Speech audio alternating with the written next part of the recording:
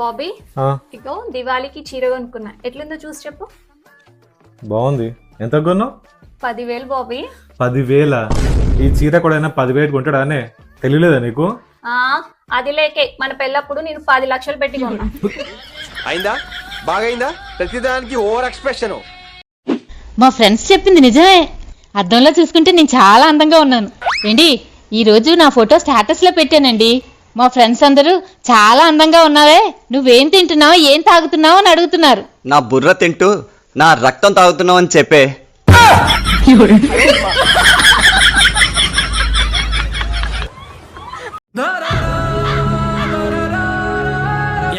బాధపడుతున్నావా? ఏమైందమ్మా?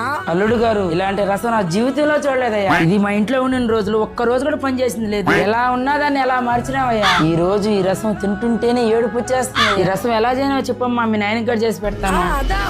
టమోటాలు ఆ తర్వాత టమోటాలు తీసుకొని ఆ టమోటాలు తర్వాత బాగా కడిగి చెప్పమ్మా. కడిగి అడుగుతుందిగా చెప్పు.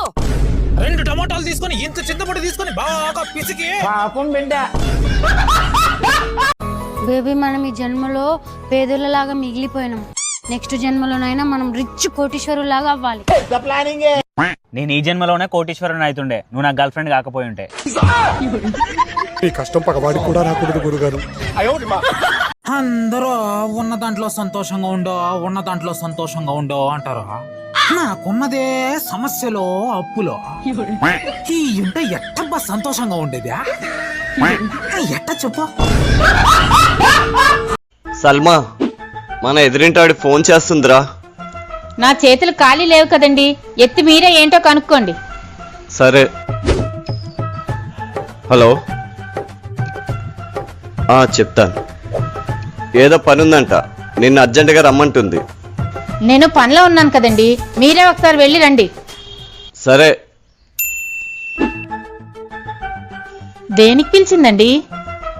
స్నానం చేస్తుందంట, వీపు రుద్దమంది, రుద్దాను.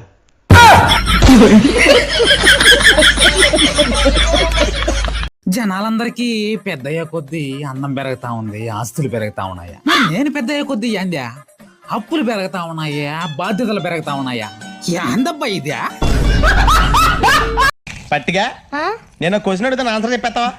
నువ్వు అడిగితే చెప్పనా? అడుగుమావయ్యా. బాతు గుడ్డు పెడుతుంది, ఆవు గుడ్డు పెట్టదు ఎందుకు? బాతు పొట్టిగా ఉంటుంది, గుడ్డు పెట్టినా పగలదు. ఆవు పొడుగ్గా ఉంటుంది కదా, గుడ్డు పెట్టేటప్పుడు పగిలిపోతుంది.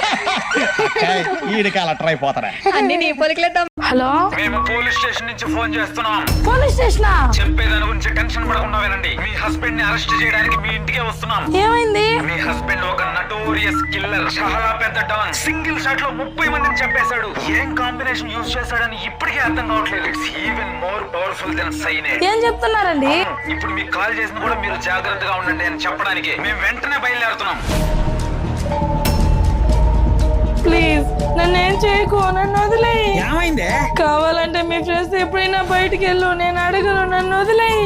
ఏమైందబ్బా దీనికి? ఏం మాట్లాడుతున్నావే? ఇప్పుడు ఎక్కడికి వెళ్ళావు, ఏం చేసి వచ్చావు? నేనేం చేశాను?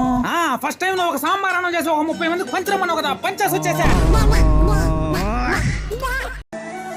నాకు కూడా మంచి రోజులు వస్తాయి.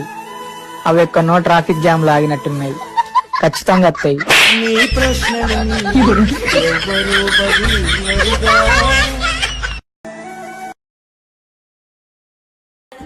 ఎక్స్క్యూజ్ మీ, ఉప్పల్కి వెళ్ళాలండి.